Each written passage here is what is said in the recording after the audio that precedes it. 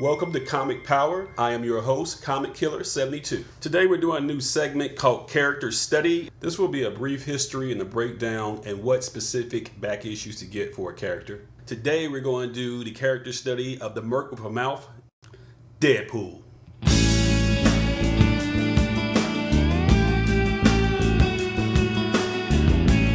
Wade Wilson, aka Deadpool, the Merc with a Mouth. Deadpool is one of the most popular characters in comics right now and probably the most important character created in the last 25 years other than Harley Quinn.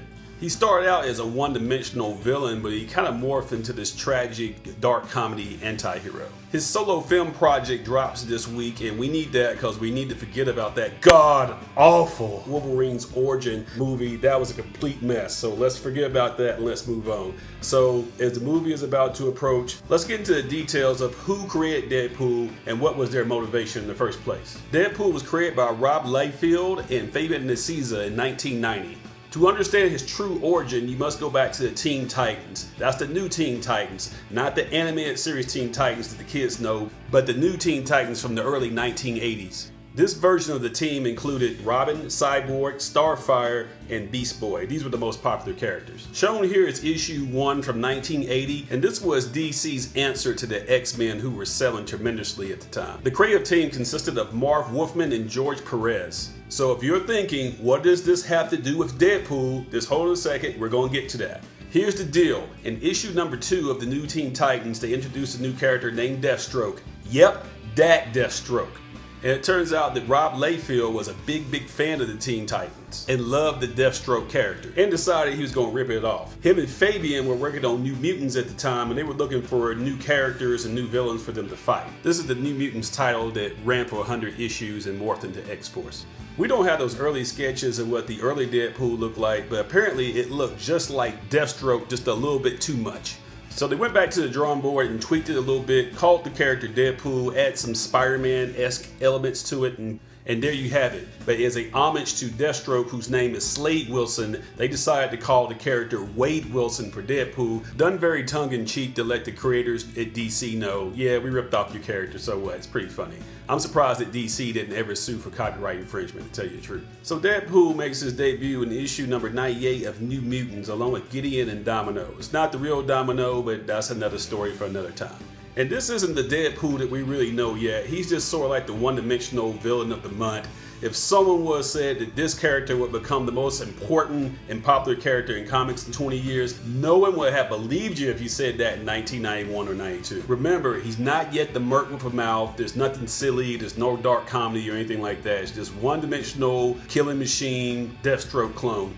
New Mutants morphed into X-Force, and he did prove popular enough to make a return in comics, and that was in X-Force number 2, which is also the first appearance of Kane in Department K. He also shows up in X-Force number 4, 5, and issue 10. He's now on the cover, so a lot of people don't know about these. In issue 11, he's back on the cover and the real Domino is revealed.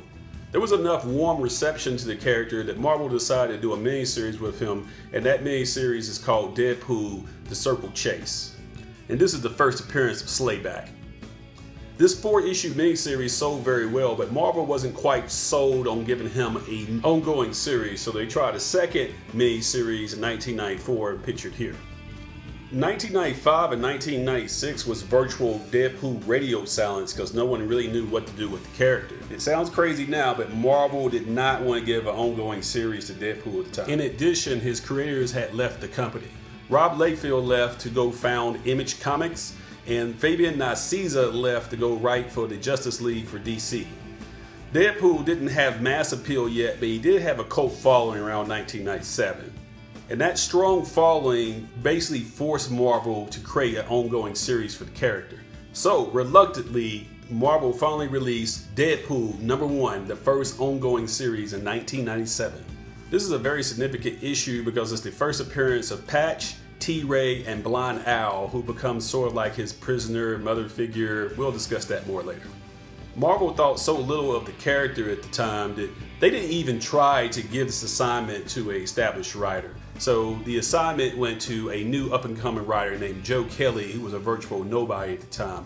He was writing the title under the expectation it could be canceled at any moment, so basically they let him do whatever he wanted to do. This creative freedom let him do things like introduce it as a dark comedy and made the character break the fourth wall, which he is most known for today. Let's take the time to understand what breaking the fourth wall means by this graphic here. As you can see under Joe Kelly's run, that Deadpool became very silly and became very crazy and zany and a Looney Tunes type of Bugs Bunny slapstick, itchy and scratchy type of vibe to it. He became self-aware that he was a comic book character. Joe Kelly started all these elements which was expanded upon by other writers, but there was no place to go other than to make the character more and more silly. So Rob and Fabian are the ones that created Deadpool, but Joe Kelly is really the author who gave us the Deadpool that we know today. So the series survived cancellation and it had its cult following, which seemed to grow, especially among younger readers. And the more crazy it got with Deadpool, the better it sold. There's a lady Deadpool, he's fighting Abraham Lincoln who's a zombie, and this is all types of craziness. And he's doing the type of things you expect from Itchy and Scratchy from The Simpsons. Over the next 10 years, the character seemed to grow in popularity enough to be included in the X-Men Origins Wolverine movie. As we mentioned before, it was a horrible movie. Fox got it wrong. Fox owns the rights to all the X-Men and the whole X universe, so Marvel will never get an opportunity to do the character. But the beef between Fox and Marvel is for another video on another day. Ryan Reynolds had been pushing for a Deadpool movie for the longest, but it looked like the project was dead in the water until somebody leaked some test footage of what a Deadpool movie would look like. It's basically footage that they would show executives to give them an idea of the flavor of the movie. Deadpool fans lost their mind when they saw this video and they demanded that this movie be made, so Fox decided to go ahead and greenlight it and go ahead and put the movie out. And not only that, but give the creative control to Ryan Reynolds, who really understood the character when Fox didn't. So here we are. At the time of this video, it's just a few days from the release of the Deadpool movie and I couldn't be more excited. Okay, before I wrap this up, I'm going to give you a top 10 list of the best comics to get in terms of speculation and investing for Deadpool.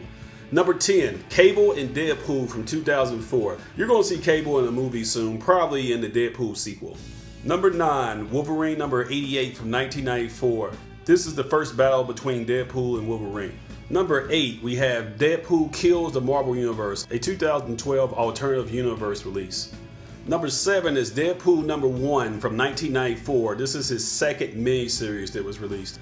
Number 6 is a tie. We got Deadpool number 53, which is his first meeting with the Punisher. He doesn't show up onto the cover to issue 54, so you want to get issue 53 and 54 to cover your bases.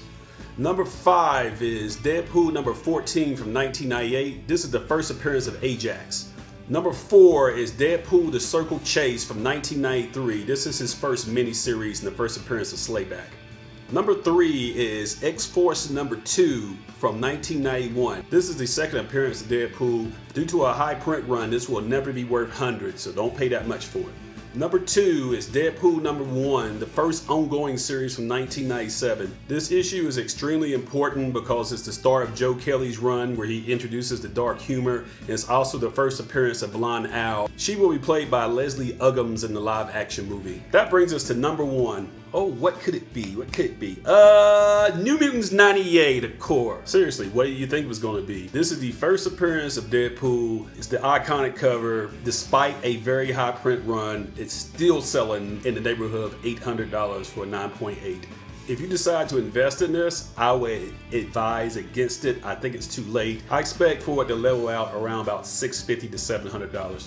So the demand is high, but the print run is too high for this to be sustainable. So that concludes my character study on Deadpool. In the comments, please leave your suggestions for what characters you would like to see done in the future. Go see the movie debuting on February 12th. It's going to be a blast. Be sure to subscribe and give the thumbs up. This is Comic Killer 72 saying bye-bye.